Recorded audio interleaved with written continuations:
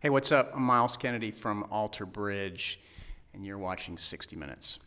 What is this album about?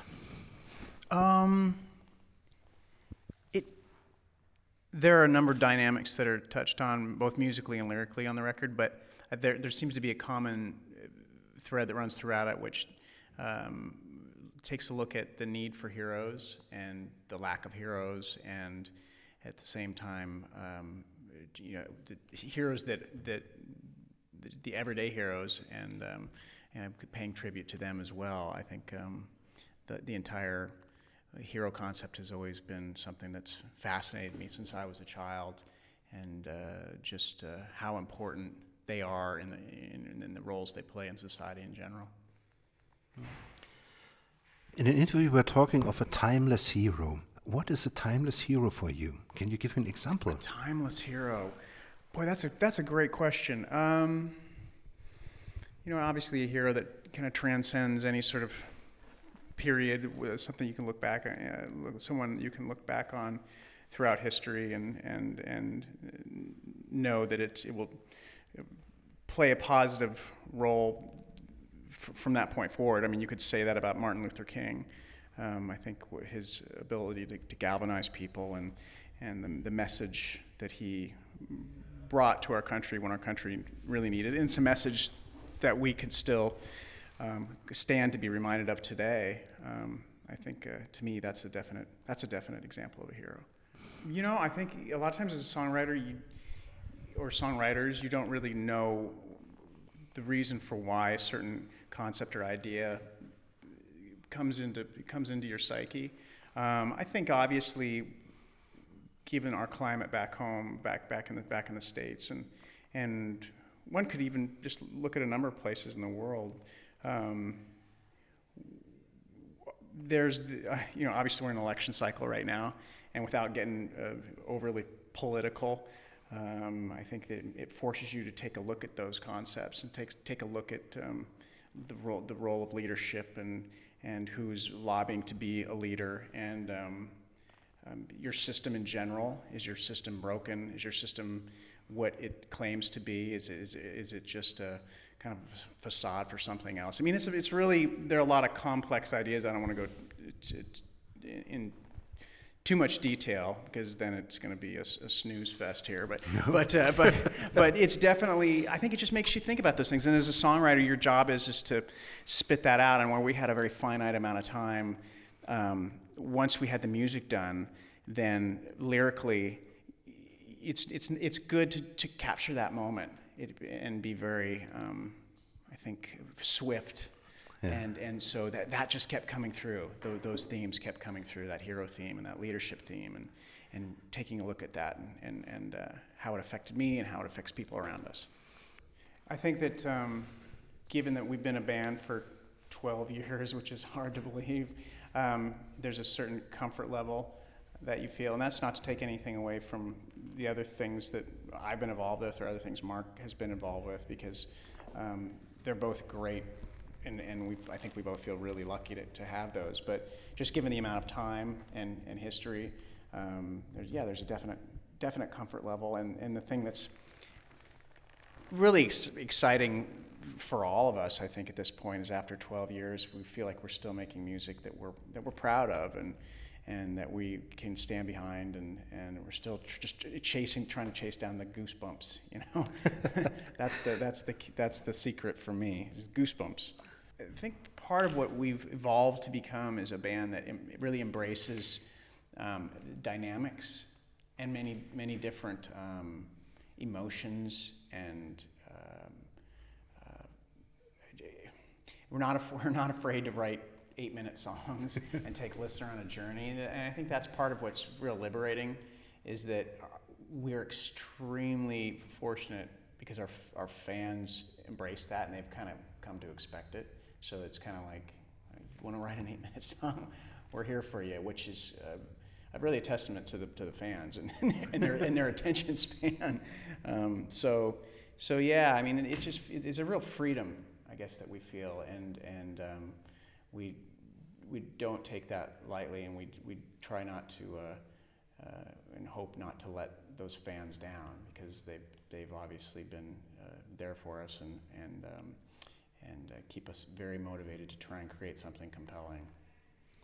Is it a kind of musical with the main theme, The Last Hero, with the title? Is it a kind of film? It would go with this, with a kind of film. That's what I thought, and that was my first thought. Yeah, Right.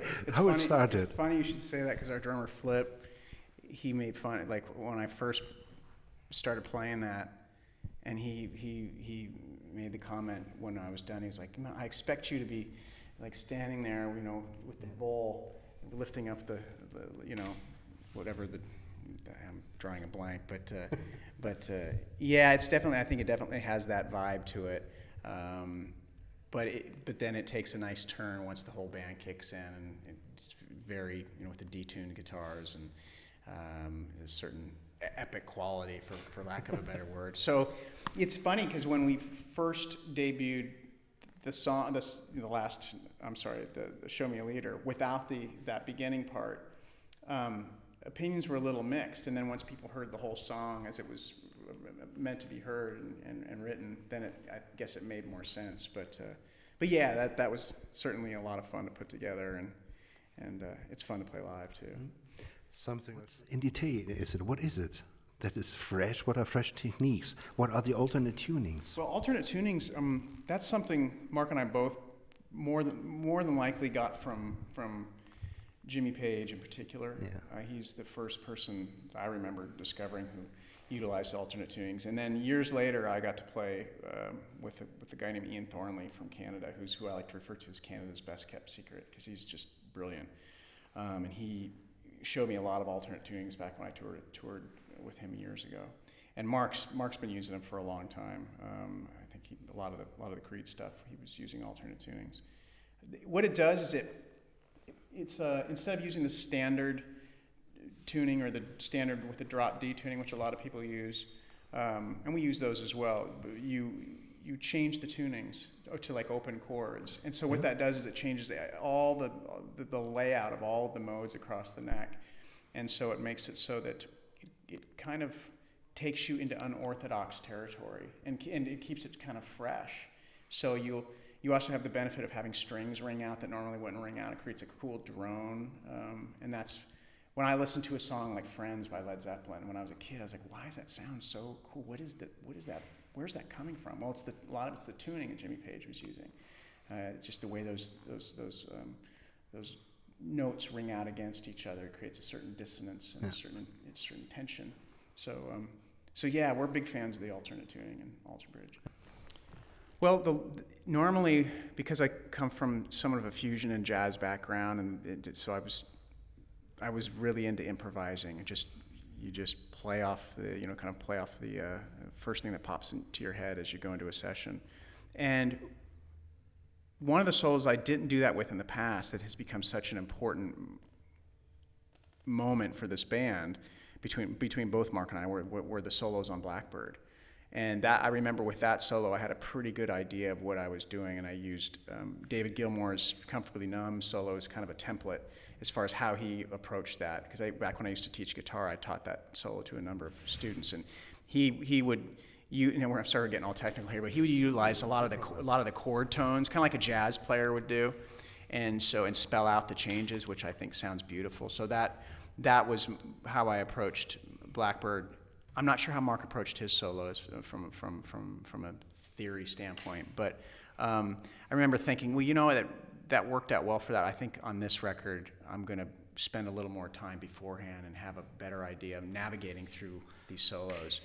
And also, some of what happens, the lyrics came very quickly on this record. And a lot of times during the recording process, I'm literally like waking up, working on lyrics all day, then going into the studio and tracking, and just barely making it by the seat of my pants. But this time, since I was done with the lyrics early, I had all this free time. I'm like, well, I'm going to spend some time and work out these solos. And I'm glad. It turned out as I'd hoped, And solos for a CD, it's fantastic. And I'm not a musician, so do you have to hold yourself back sometimes, or did you have to when you were recording, because you love to improvise? Right. And this time, did you have to hold yourself back to concentrate, to play what you planned? I think, I guess, yeah, I had just such a defined idea of what they should be going in. It saved time too, because sometimes when you're in the studio and you're improvising, it's like Elvis would press the record, and then whatever happens, happens. And then, okay, try another one. Let's see how this one turns. And there's a certain amount of time that would be needed to make sure that you got what you wanted. And with this, since it was ready to go, it moved things very quickly. And sure, the spontaneity was a little different, but there are still solo, at least moments that, for me, guitar-wise, like the solo on "Writing on the Wall." That was improvised. That was off the cuff. Now I don't know with Mark if he does that at all. I don't know if he plans all that. He's always been, I think, more of a solo writer. That seems to be where he's most comfortable. But I think he's played some just awesome solos on this record. And he's just really evolved into a fantastic guitar player. He's always been great. I'm not evolved, but he's pushed it even further. Yes, if you play the CD live, will you keep those solos? Yeah, I think I'll keep them as they were planned, because I think what happens, it's kind of like with vocal melodies. If you change it too much, and I do that. I learned that from watching Freddie Mercury. You know, Freddie, who's one of my favorite singers of all time. He kind of takes a vocal melody here and there and weaves around and dances around it, which I think is cool because it's live. You know, if you want to listen to the exact same thing, then listen to the CD. But with the solos, I think there's a certain amount of artistic license you have to play around with it, but you should definitely touch on, or at least, you know, there's no, the police aren't going to come and arrest you if you don't, but I think it's advantageous to kind of stick to the core theme, you know, the hook, the core melodies and whatnot, so that people who are hoping to hear that during the set will hear it, you know. Is there something you are personally proud of? Where you say, wow, that's what I really love on this record, this track or this solo, or is there something for you? Well, I remember hearing once Elvis was finishing up the last track, the last hero, hearing that song, and I remember I walked in the studio and I just sat down and listened, and especially once it got into the middle section. I remember just getting goosebumps and feeling really, really excited about where things were going. So that's one of those moments that gives me raises the hair on the back of my neck, and that's always a special feeling. That's why we do it. There's some moments on this record where I feel like we stretched a little bit and we're able to take some artistic chances. But what's interesting is that this record has elements of some of our previous work. You know, it's an evolution, but when we were making the record, I remember Elvis said that. He's like, you know, I hear certain songs that remind me of something that you would have done on the third record, or would have done on Fortress. And so it's almost, I think there are parts that for the fans who like their third record's the favorite, or Blackbird's their favorite, hopefully there are moments throughout this record that will kind of remind them of that and why they maybe discovered the band in the first place. But at the same time, we have the songs that are new arrangement territory for us, or trying something a little different, where we keep ourselves challenged and don't just rest on the same old. Thank you very much for this interview. Thank you.